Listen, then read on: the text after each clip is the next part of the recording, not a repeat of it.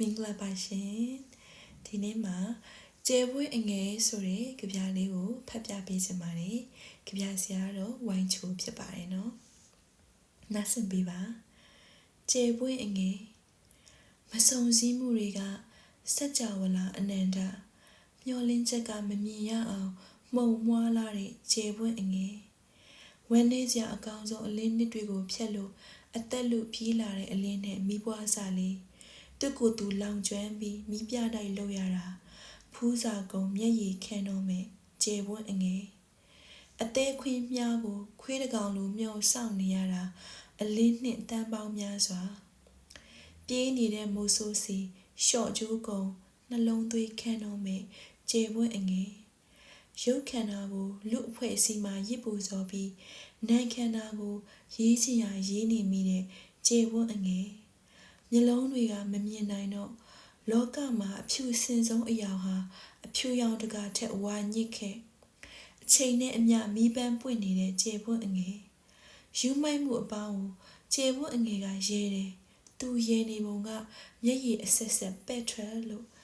နားရီစိုးနစ်ကွဲရှသွားအောင်သူအော်နေတဲ့အတန်ကကျေလောင်လုံးတော့မကြားနိုင်ဘူးကျဲပွန်းအငယ်ကိုလိုချင်တာပေးလိုက်ချင်ပါတယ်အသက်ရောဘဝရောစိတ်ရောအချစ်ရောနှလုံးသားရောယူလို့မရတော့ပေးလို့မရဘူးမိုးသေးလွန်းတဲ့ညတညလိုမထိတ်တဲ့ငိုတန်ဟာကျဲပွင့်အငယ်ပေါ့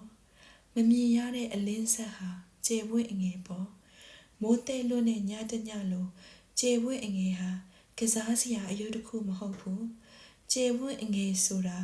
နားစရာအရေးတစ်ခုမဟုတ်ဘူးမျက်ရည်နဲ့အသိသေးဆုံးထွတ်စစ်ထားတဲ့နှင်းစီအမြဲတမ်းမော့ကြည့်စိတ်ကူးရင်ရမယ်ကောင်းခင်တန်တရားပေးပြီးခုံစင်းရမယ်ငရဲပန်း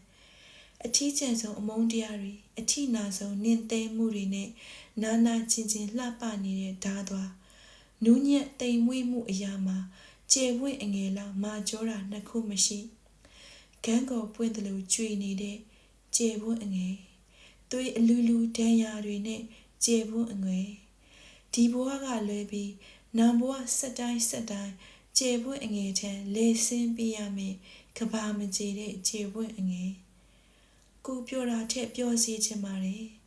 သူနာတာထက်နာကျင်ချင်ပါတယ်ကျဲပွန်းအငယ်ရဲ့ဘဝအဆက်ဆက်ရက်ဆက်မှုဒဏ်ကိုစုပန်မယ်သူကြေကွဲသမျှထက်ကြေကွဲချင်ပါတယ်အခုပြစ်စုံပန်မိတဲ့ယောဂါနဲ့ငါအသေးကွဲတဲ့ကျဲပွန်းအငယ်သွေးမထက်တဲ့ဒဏ်ရာနဲ့ရှင်လျက်သေးပြီးကျဲပွန်းအငယ်အော်မုံသောစိန်သောထက်မြသောအရန်ချစ်တတ်ခဲ့သောကျဲပွန်းအငယ်အားလုံးပဲနားဆင်ပေးလို့ကျေးဇူးများတင်ပါတယ်နောက်ထပ်ဖတ်ပြပေးစီခြင်းနဲ့ကြပြလေးတွေရှိရင်လည်း comment မှာရေးခဲ့ပြပါနော်ရှင်လင်းချမ်းမြေ့ကြပါစေတတ